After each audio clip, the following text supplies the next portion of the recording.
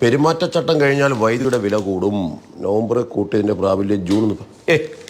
എന്തോന്നടേ ഇത്? ഞാൻ മിന്നാമിനിങ്ങിന്റെ നുറുകുവട്ടത്തിൽ നിന്ന് വായിക്കണം.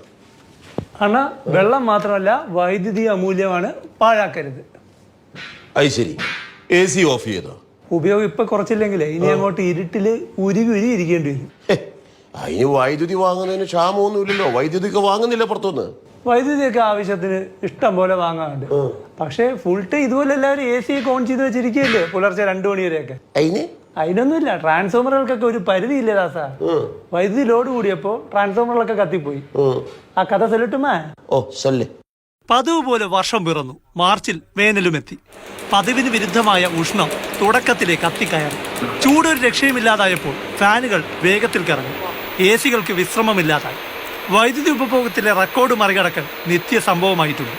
പണ്ടൊക്കെ ഉപഭോഗം കൂടുതലുള്ള പീക്ക് ടൈം വൈകിട്ട് 7 മണി മുതൽ രാത്രി 10 മണി വരെയായിരുന്നു. അതൊക്കെ പഴങ്കഥയാണ്. രാത്രി AC ഓണാക്കിയാൽ പിന്നെ പലരും ഓഫ് ചെയ്യുന്നത് പുലർച്ചെ 2 മണിക്കൊക്കെയാണ്. ഇലക്ട്രിക് വാഹനത്തോട് ഇപ്പോൾ ഇഷ്ടം കൂടി വരികയാണല്ലോ. പക്ഷെ ചാർജ് ചെയ്യൽ രാത്രി 10 മണിക്ക് ശേഷമായി. ഇതൊക്കെ കൊണ്ട് എന്ത് സംഭവിച്ചെന്നോ?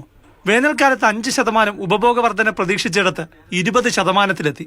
ലൈറ്റും ഫാനും AC-യും ഉറക്കമില്ലാതെ ഓവർ ഡ്യൂട്ടിയിലാണല്ലോ. കാര്യങ്ങൾ കൈവിട്ടിട്ടുണ്ട്. ട്രാൻസ്ഫോമറുകൾക്ക് ഓവർ ടൈം പണിയായി. താങ്ങാവുന്നതിനപ്പുറം ലോഡ് വലിക്കുകയാണ്. ചിലതൊക്കെ കത്തിപ്പോയിട്ടുണ്ട്. 1527 എണ്ണം തകരാറിലാണ്. അവിടങ്ങളിലൊക്കെ കറണ്ട് പോയി. സ്വാഭാവികം. തീർന്നില്ല. ഓവർലോഡ് കാരണം വൈദ്യുതി ഗ്രിഡ് തകരാറാകാതിരിക്കാൻ ഇപ്പോൾ രാജ്യത്താകെ ഓട്ടോമാറ്റിക് സംവിധാനമാണ്.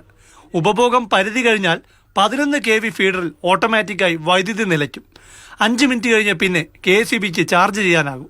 അപ്പോഴേക്കും ജനങ്ങളൊക്കെ ചൂട്ടും കത്തിച്ച് സെഷൻ ഓഫീസിലെത്തി കഴിയും. ഓഹോ, അപ്പൊ അങ്ങനെയാണ് കാര്യങ്ങള്. അങ്ങനെയാണ് നീ ലൈറ്റ് കൂടെ ഓഫ് ചെയ്യടാ.